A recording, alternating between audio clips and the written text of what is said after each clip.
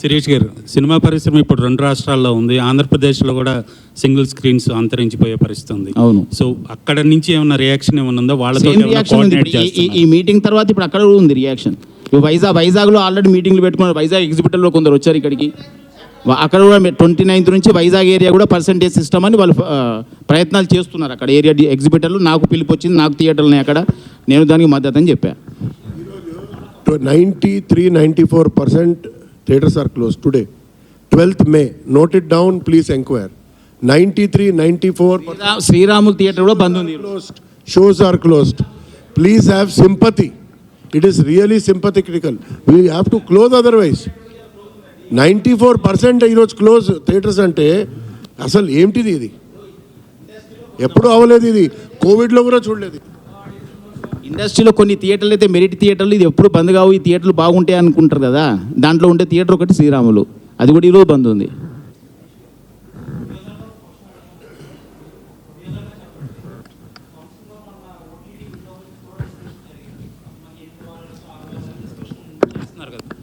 అందులో ఒక ప్రొడ్యూసర్ అన్నమాట, మాకు 1-2 కోట్లు ఇస్తే మాకు 3వ వారంలో అయినా ఇచ్చేస్తాం మేము. ఎందుకంటే సెకండ్ వీకెండ్ తర్వాత మాకు సినిమాకి రన్ ఉండలేదు, ఎంత పెద్ద సినిమా అయినా సరే. దీని గురించి ఎస్విసి తరపున ఏం చెప్తారు మీరు?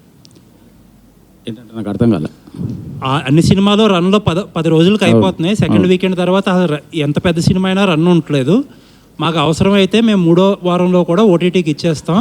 ఈ 6 వారాలు 8 వారాలు ఒప్పుకోవని అంటున్నారు. రన్ ఉండట్లేదు అట్లేదండి. ఇప్పుడు సంక్రాంతికి వస్తున్నాం, సినిమా మేము చేసాం, 4 వీక్స్కు ఓటీటీ ఇచ్చాం, సినిమా రన్నింగ్లో ఉంది.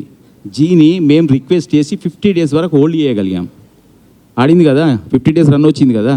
మొన్న సేమ్ మనశంకర వరప్రసాద్ 5 వీక్స్కు టీవీలో వచ్చింది, 50 days రన్ వచ్చింది.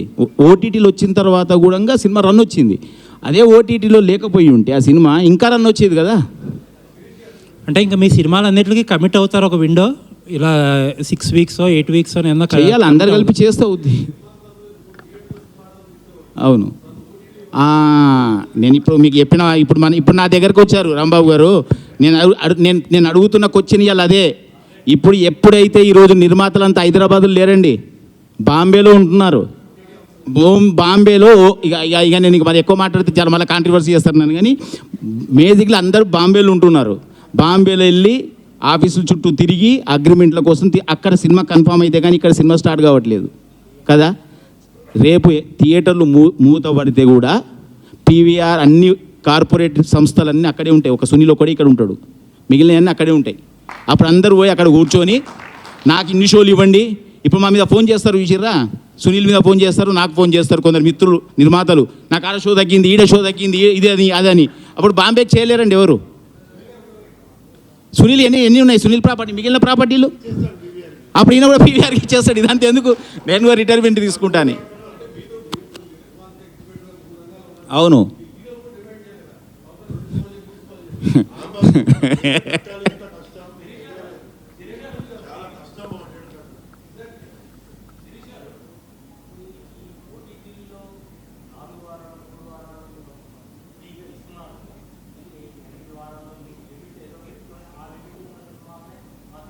చేస్తాం ఇప్పుడు.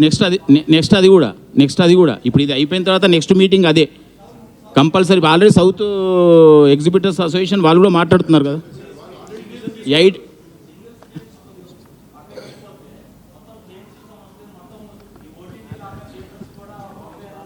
100% డౌటే లేదు.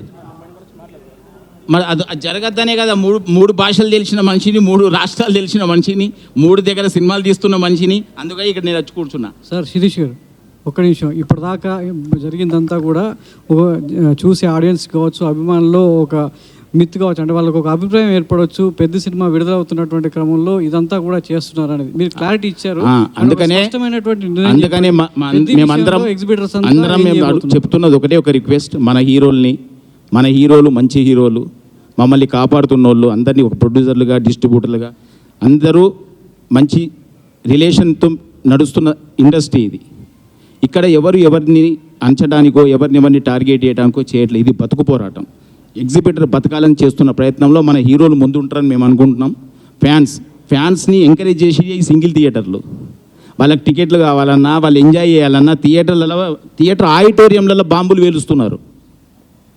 ఎంత డ్యామేజ్ జరుగుతున్నా పాపం వాళ్ళు ఓర్చుకొని ఫ్యాన్స్ని అంత ఎంకరేజ్ చేస్తున్నారు. ఫ్యాన్స్ తప్పని ఎందుకు అనుకుంటారు? వాళ్ళు కూడా నిలబడతారని నేను అనుకుంటున్నా. అన్న మీడియా మిత్రులకు thank you very much. Me support compulsory కావాలి సింగిల్ స్క్రీన్స్ బతకాలి అంటే. Thank you very much.